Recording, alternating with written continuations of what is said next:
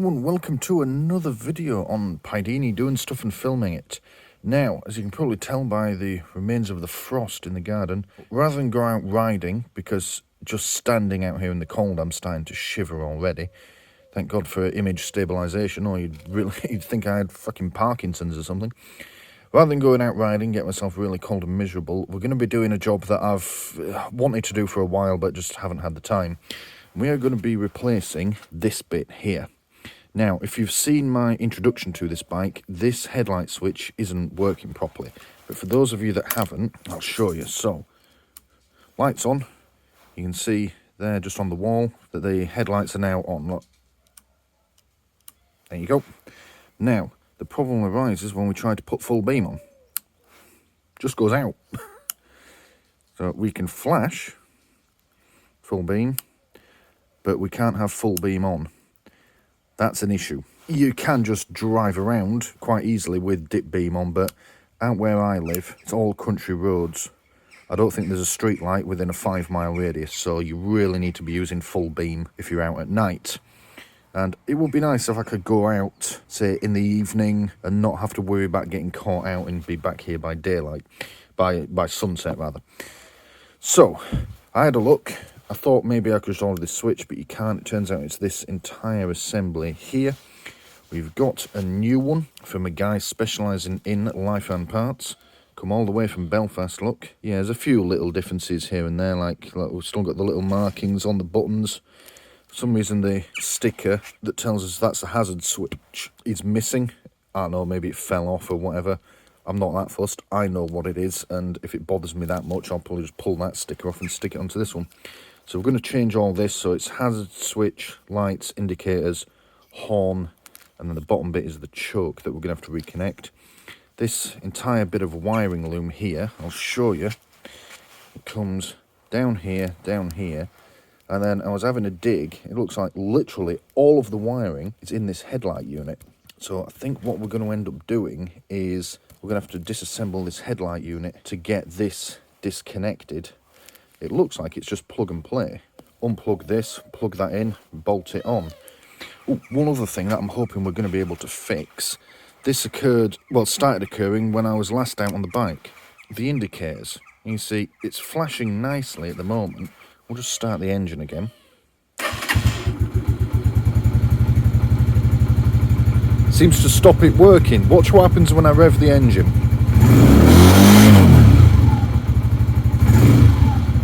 Typical, it won't do it now. Try it on the other one.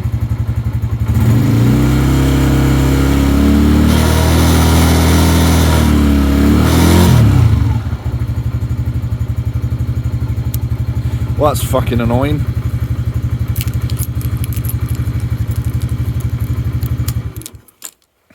So what was happening was these weren't blinking. In fact, they were barely working at all, which was a bit annoying. Now they're working fine. Yeah, with the engine running, these seem to stop blinking. Now, that's either the alternator, or whatever it's called on bikes, was overcharging, delivering too much power to the relay, and then it wasn't working properly. Or, and it seems more likely, we had an earthing issue. I'm hoping that as we take all this apart, put it all back together, we'll clean up all the contacts, make sure everything's nice and tight. We'll fix that along the way. But sod's law, when I come to make the fucking video about it, it stops doing it. Let's restart it and try it again. Right. Let's see if it'll show you now. See what I mean? They just seem to come on constant with the engine running. There seems to be any reason or rhyme to it. I'll turn the lights on as well. Makes no difference whatsoever. That's with the hazard lights on. Look, they're just on constant. Knock the bike off. And then I don't get it. You see, if it was the alternator overcharging, the issue surely would go away with it turned off, but it hasn't, which says to me it's either, the flashy unit or a bad earth or bad connection somewhere. I suppose we'll find out. Might need a new flashy unit looking at this, because everything else on the bike works okay. I think if it was an alternator problem, I'd be having all manner of issues with it. Like, you know, the headlights would be dimming and getting brighter, but everything seems to be pretty consistent on it. It's just that the indicators are shagged. Right, so I need some more appropriate footwear because I'm stood out in my slippers and my feet are freezing just filming this introduction. And then we're going to get on with trying to fix it. Right, let's make a start. So we have got, first off, fresh cup of tea. I've got my car toolbox just here. It's not just for the cars, it's just a general toolbox. I'll put a link in the description to the review video that I did when I first got this. And then we've got one of these. This is a mini toolbox. Again, I think I did a product review video of it. I bought like 4 of the things. And what I've taken to doing is you take one of these, it's completely empty. And whenever you're doing a bit of work on the car or the bike in this case, any bits that you remove go in the box, so you know exactly where they are. Now, if I had like a garage or a workshop, this wouldn't be so necessary, but I unfortunately have to do all my mechanical work outdoors.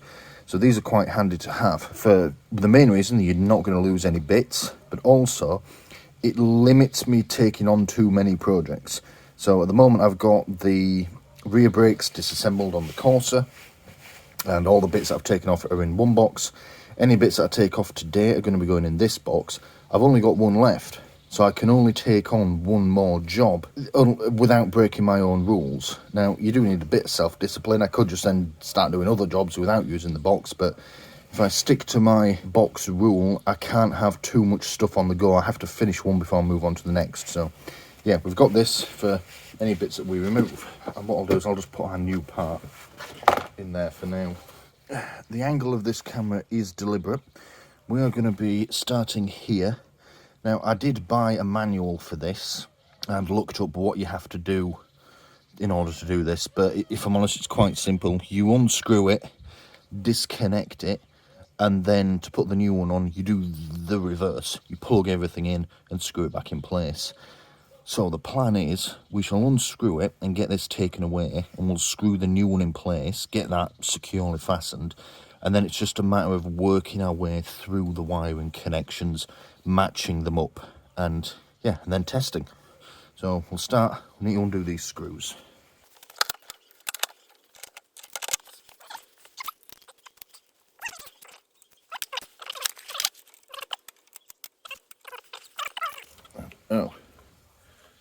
Oh, that screw wasn't even tight. That's interesting.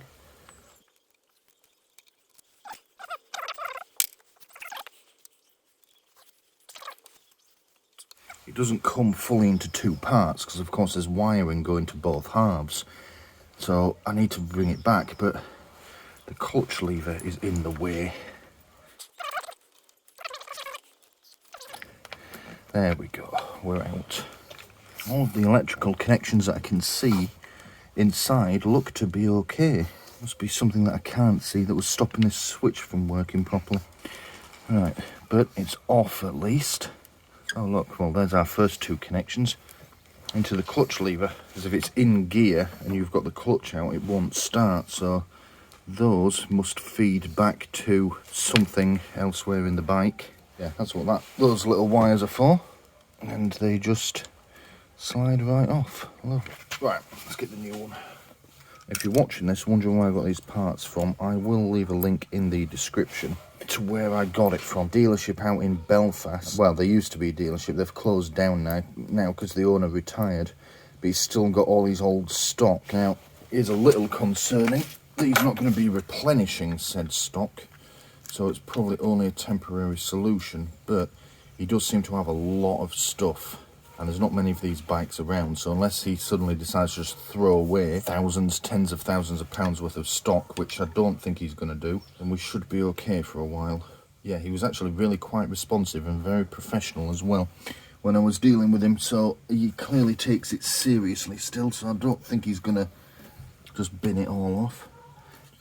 Right, let's get it on.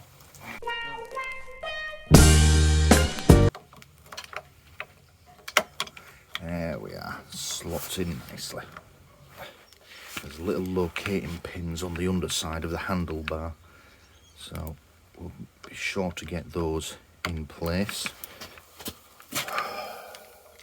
I'm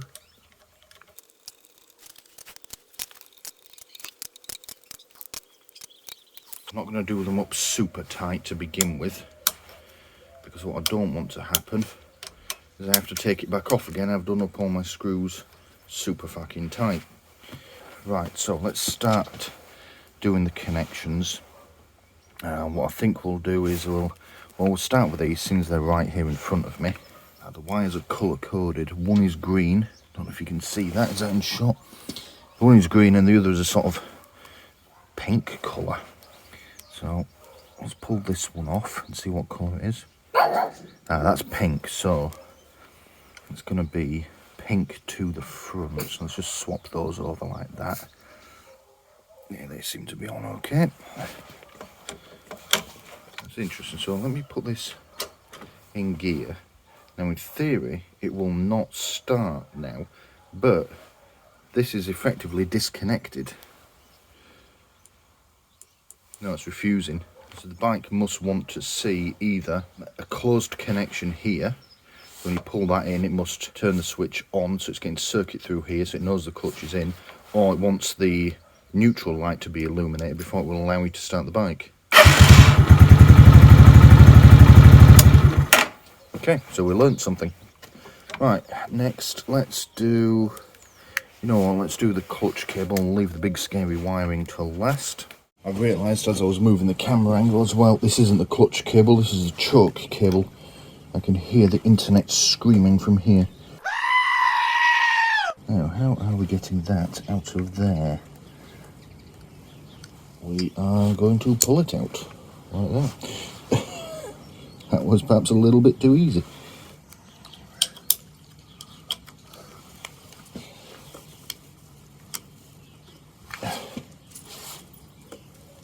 There we go, and there we go. And I can see it's moving the little lever up and down on the side of the carburetor nicely, so that's working.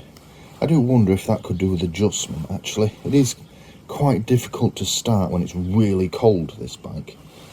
I mean, yes, it is a carburetor engine, it's never going to be perfect, but yeah, I do wonder sometimes, because there's about another 2-3 millimeters of travel in the little arm that it moves up. But maybe we'll visit that another time, so I'll leave that off for now. Right, this is the doozy. So let's start threading this wire through. So let's undo these clips first. These look to be just fancy cable ties. There we go. Again, using the box so I know where they are. So that can now come right out of the way. What I'm going to do, actually, now that I think about it, is we won't tie that on just yet until we've got it connected up.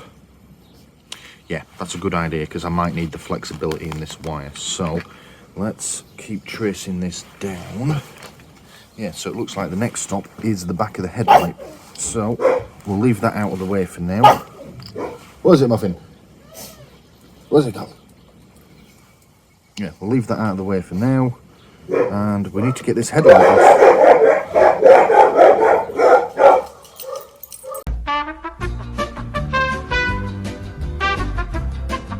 One other thing I forgot to mention at the start. Now, I had a quick read of my Haynes manual for this bike before starting it. I do that before I do pretty much any repair on any vehicle that I own.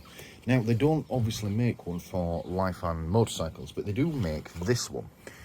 Chinese, Taiwanese and Korean 125cc motorbikes. And it's actually really good. It turns out the majority of these bikes, I think that one's mine, or maybe that one. Anyway, it's probably more likely that one, actually. Yeah, that one's just got some accessories like the extra lights on, but that is my bike. It turns out the majority of them, or maybe it's that one, actually. No, it's that one, the exhausts are the same. It doesn't really matter. It turns out most of them use very much the same construction. So, yeah, this was actually more useful than I expected it to be. I had a quick read before attempting this repair, and it seems to be pretty much what we're doing. Unscrew it, plug it in, screw it back on. I always get a Haynes manual. A lot of people turn their nose up at them. If I'm honest, if you're the sort of person that turns your nose up at one of these, you're an arsehole. I get why professional mechanics don't buy them, but if you're an amateur mechanic, they are fantastic. Must have for every vehicle that I own. You alright, Muffin? You okay? Was it a bit stingy? Alright. Why don't you go inside? Hmm? Yeah, go on, let me go inside. Muffin just licked a nettle and now she's walking around with her tongue and, oh. Right, it looks like this bevel comes undone. Oh no, there's 2 screws underneath. Yeah, and then that comes undone and the light comes out. All the wiring's behind it. I thought I was going to have to remove this whole unit. Then I'd be worried about getting the headlight aim correct. But it looks like you just undo this front bit. As long as that stays in place, we shouldn't have to worry too much about the aim of the headlight. So, let's have a look. Get me trusty screwdriver again. Alright, girl. Was it a bit spicy, that leaf? Hmm? Don't go licking nettles. Hmm? Good girl.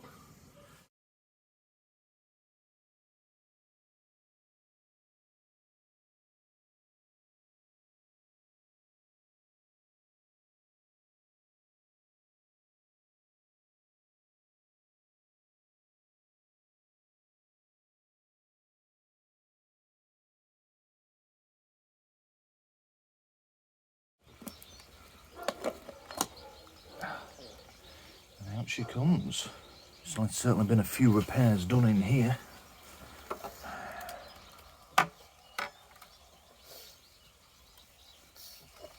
That connector's just come undone all on its own. At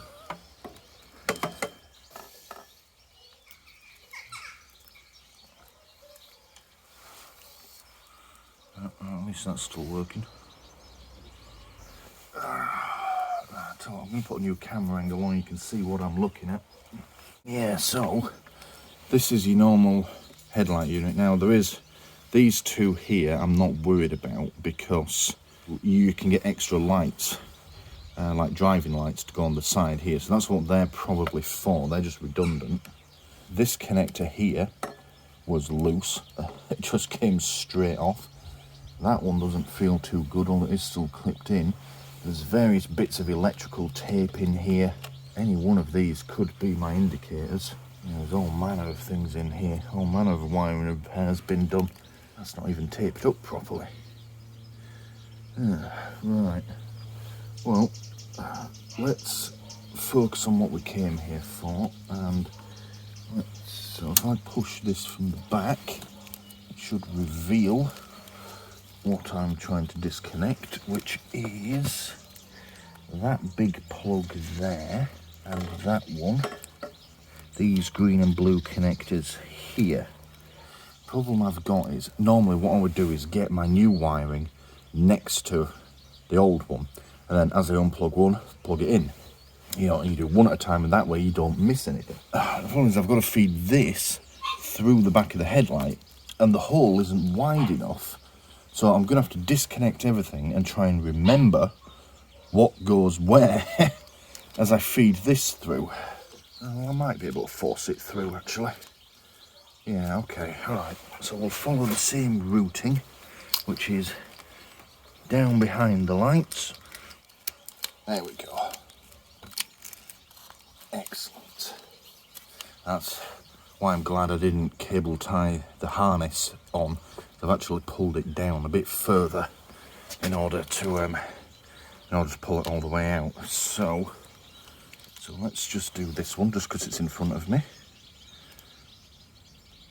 Unplug it from there, and then we'll just take it and plug it straight into there. There we go. So there's no confusion. It's just off, straight back on.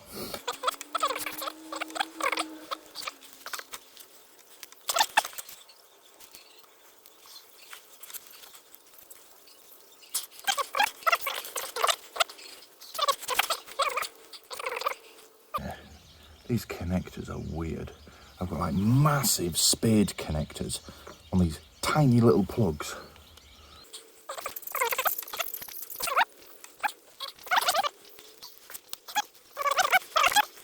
There we go. And that's connected up. So we can then remove this by just feeding it back on itself. There we go. And she's out. Lovely. So in theory, with everything connected, although it's not reassembled, stuff should work now. Headlight and side lights are working. Let's try. Yep, full beam is working. And we've got full beam. I'll get that in shot. That's working. Flasher works. Permanent full beam. Lovely. Right, indicators. Indicators are still on solid. At least we know the switch works. The hazard bit works, and that works. Lovely. So we know we've got the switch connected up correctly. We just need to figure out what's up with the indicators. So we're going to put the hazards on, and then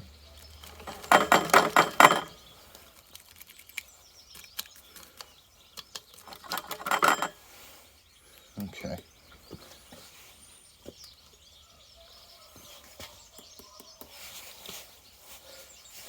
See, what I was hoping, and before you say I've seen, well, before you put it in the comments rather, I've seen like technicians with decades of experience do this. They've got a big bundle of wires, I think there's a problem in it, turn the thing on that's generating the issue and just jiggle the fuck out of it.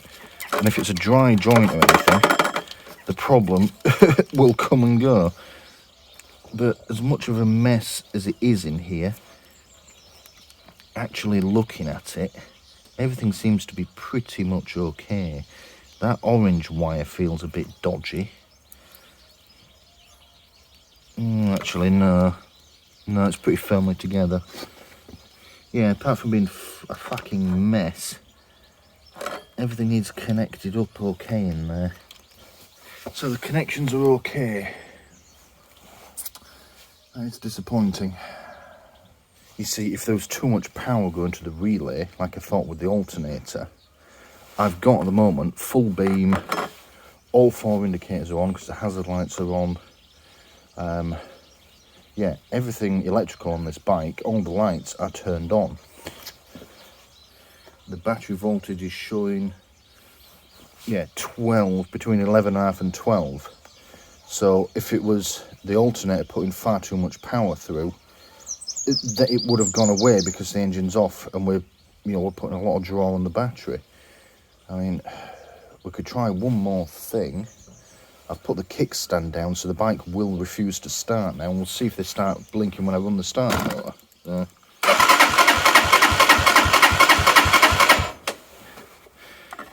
No difference. All we're doing is just pulsing with the starter motor like the headlight does as well. Right.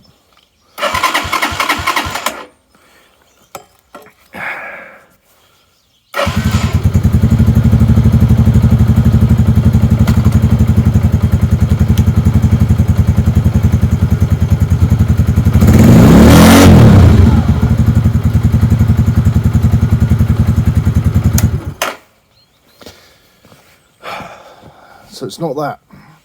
My gut instinct, although we'll do a bit of research on it, is the next stage is going to be flasher unit. Because literally everything else on the bike works fine. Except for the fuel gauge, but that's not important right now. But that's not important right now. So I'm thinking flasher unit then. So we're going to get this put back together. We have at least fixed the issue that we came to fix, which was the main beam not working. It's just that we now have another issue to fix. Fuck's sake.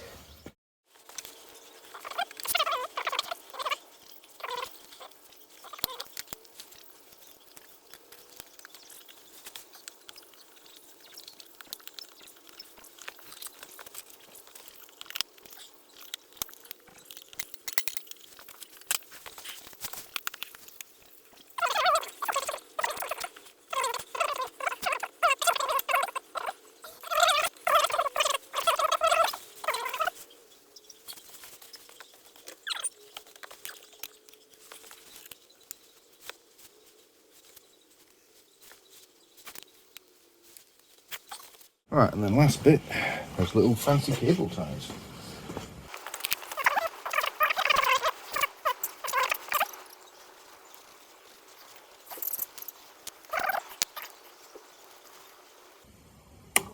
Oh shit. Broke it. Alright, it'll have to be held in place by one cable tie.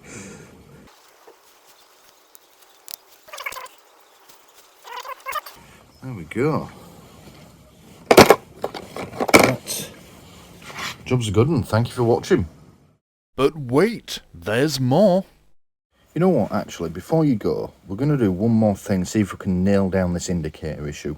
I think it's going to be something really quite small. Having a quick read of the manual, the flasher relay is apparently behind that panel that says King 125 on it. So we're going to get the seat off and get those little bits of fairing off. To be fair, if it is vibration that's caused this issue, then we should be able to fix it relatively easily as well. It's probably just a loose wire. Yeah, we'll see. Let's just see. We'll see what we can see. Yeah. Then you can remove the seat. Lift that out. In here. Right. There's so much on this bike that's just like loose. All the stuff in here is in these little rubber hangers, probably to protect them from vibration. Just try taking them off. So you see, what is that? It is unclear what that is. So what we'll do is we'll unplug it and find out.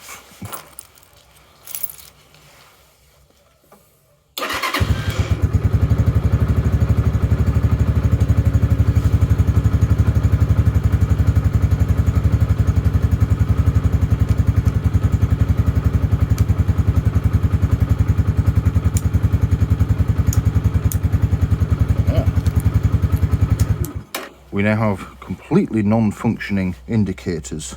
Right, so that would appear to be our flasher relay. That may well be the causal part in all of this. It does look a bit sketchy. It's a bit kinked there. There's like a big gash taken out of the top of it here. Yeah, so I unplug that and we lose the indicators altogether. Interestingly, the front left has now stopped working completely, but see, everything in here, yeah, is sort of loose and able to wobble. I wonder if this has... Ah, look. It was on like that, but look, it's touching this screw. So it's been subject to that vibration. Yeah, I'll show you on the camera. See, look. It's been vibrating against it and it's worn a groove in the top of it. I think we've got a busted relay. So I need to get a hold of one of these, HX1209. I mean, I imagine any sort of 12 volt flasher relay will do, but ideally I want a like for like part. Right, so what we'll do then is we'll take this off. All likelihood it would appear to be the causal part. Oh, okay, yeah. I've just been trying to figure out why the front left indicator wasn't working, and I had the hazards on in the meantime. That is red hot, and you can see it's kinked. And it stinks of that electrical burning. That settles it then. Need a new one of those. So yeah, we'll call that it. I might do another short video just as a follow-up to this. It'll literally be like a minute of me putting this in when I get a new one. Yeah, so we've fixed one issue, diagnosed another one. Today's been a good day. Thank you for watching. Thank you for watching this video on Pidini doing stuff and filming it. Please don't forget to press the big button here in the middle to subscribe if you haven't already done so. If you liked what you just saw, please click the like button below and leave a comment letting me know what you liked about it. And as always, thank you for watching.